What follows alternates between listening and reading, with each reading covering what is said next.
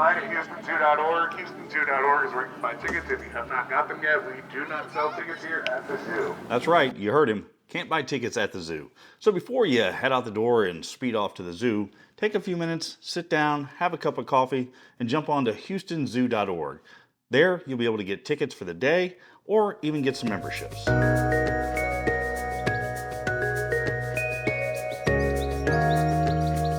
This next tip is to arrive early. Parking is at a premium here. The Houston Zoo happens to be located next to Herman Park in the Museum District of Houston, and parking goes quickly. Now, the zoo doesn't open until 9 a.m. I'm here around 8:30. Parking is already starting to fill up.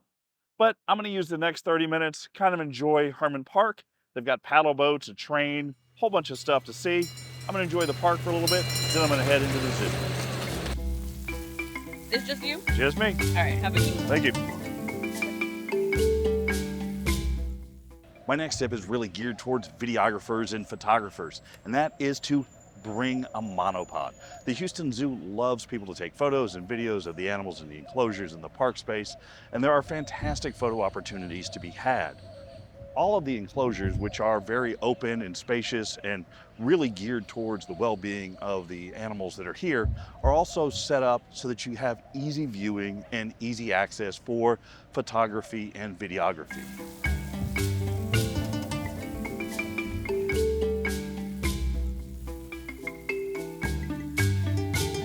And while we're on the subject of photography and videography, you might be asking, well, what lens choices do I really need to bring?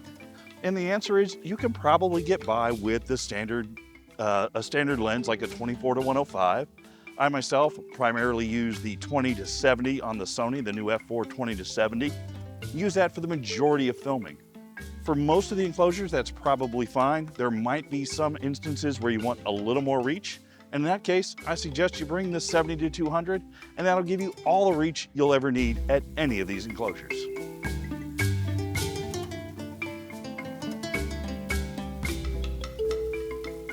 My next tip is to beat the heat. Houston, Texas is sweltering hot in the summer, humidity out of control. So many of the exhibits here in the Houston Zoo are actually indoors, providing you with air conditioning, a place to sit, and just relax for a little bit. I think I'm gonna relax for a little bit myself.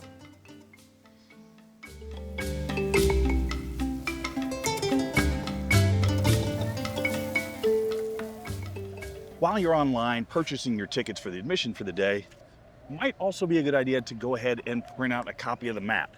The Houston Zoo is a 55-acre sprawling land of exhibits, and it's easy to get turned around and get lost. Having a map, you know where you're at in relation to everything else. You can quickly find whatever animal you're looking for, or exhibit you're looking for, or an amphitheater to go listen to a keeper talk. Having the map, I assure you, definitely come in handy. All right, where am I going? Oh yeah, California sea lions. Let's go.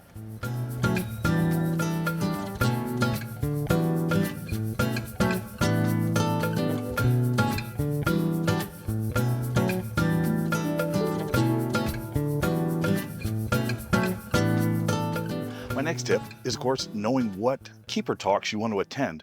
The park, every 30 minutes or so, has a different keeper talk in different habitats around the zoo, starting at about 9:30 with the elephant bath, all the way up till 2:30 in the afternoon.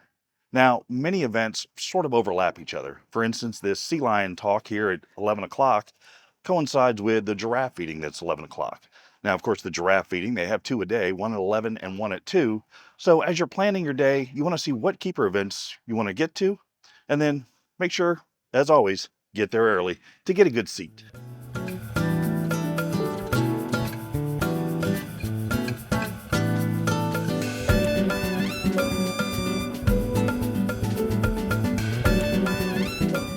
I found myself a small, quiet place in the shade to tell you about my next tip, which is bring a water bottle. Here in Houston, it gets extremely hot, extremely humid, and you're going to sweat quite a bit. You need to stay hydrated. All throughout the park, you'll find plenty of water fountains to refill the bottle. As a bonus, I would also suggest not just water, but maybe even bring some electrolytes. You're going to replace those critical electrolytes that you're losing as you sweat walking around the park here today. All right, I actually need to go fill this water bottle up. Now, along with staying hydrated in the park, you're also going to want to eat. Now, there's plenty of food in the park. They've got two main restaurants or cafes, if you will, one located centrally in the park and the other one up in the African exhibit area next to the giraffes. And of course, they've got some smaller stands along the way where you can grab something. But you can always bring a bite sized snack with you to keep you going throughout the day. All right, I still got to go find that water station.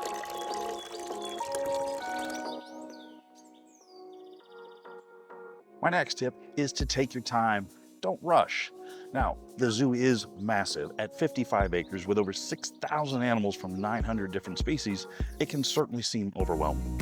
But make a plan, take your time, enjoy each exhibit thoroughly.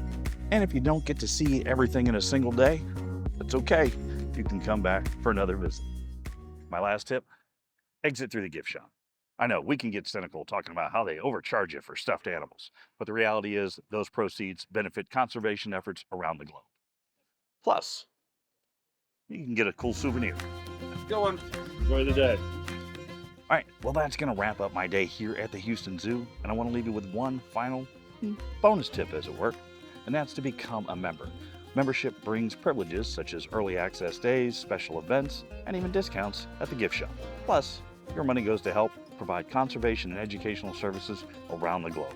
And so if you're committed to our environment, committed to our animals and conservation, certainly becoming a member of something like the Houston Zoo goes towards helping those efforts. All right, it's hot, I'm out, and I'll see you in the next one.